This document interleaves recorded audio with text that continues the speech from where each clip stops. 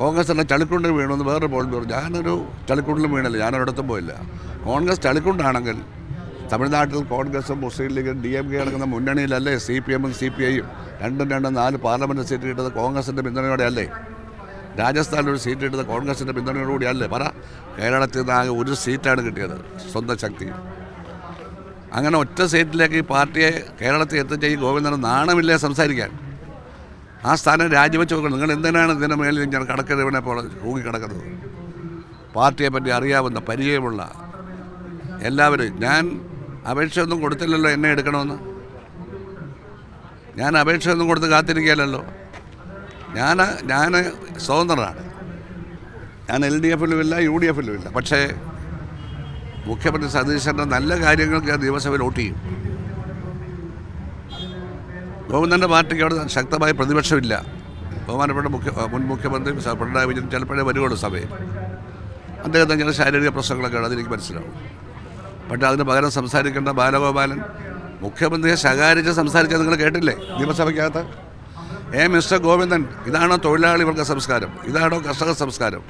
നിങ്ങളുടെ കൂട്ടുകാരും തൊഴിലാളി വർഗത്തെയും കൃഷിക്കാരെയും നിയമസഭയിൽ വഞ്ചിച്ചുകൊണ്ടിരിക്കുക. 10-16 വർഷം പാർട്ടിയിൽ പാരമ്പര്യമുള്ള പാർട്ടിയുടെ സ്റ്റേറ്റ് സെക്രട്ടറി ആയ PV മെമ്പറായ രണ്ടോടെ മുഖ്യമന്ത്രിയായ തൻ്റെ 3 നേതാവിനെ പറ്റി മുൻനിരയിൽ വന്നിരുന്നുകൊണ്ട് മൈക്കിൽ കൂടി നിങ്ങൾക്ക് എന്തെങ്കിലും ഒന്ന് പറഞ്ഞുകൂടെ എന്ന് ചോദിക്കുമ്പോൾ അപ്പോൾ ബാലഗോപാലൻ നടപടി എടുക്കണ്ടേ? എടുത്തോ?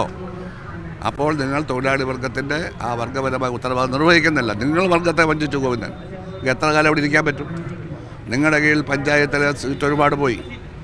നിങ്ങളുടെ കീഴിൽ ജില്ലാ പഞ്ചായത്തിൽ ഇപ്പോൾ ആലപ്പുഴയിൽ 2 സീറ്റുണ്ടായിരുന്ന UDF-ന് ഇപ്പോൾ 8 സീറ്റായി.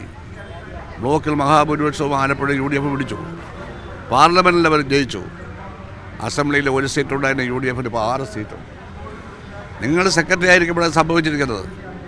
ഇത്ര ദയനീയമായ പരാജയം പാർലമെൻറ്റിലും നിയമസഭയിലും പഞ്ചായത്തിലും.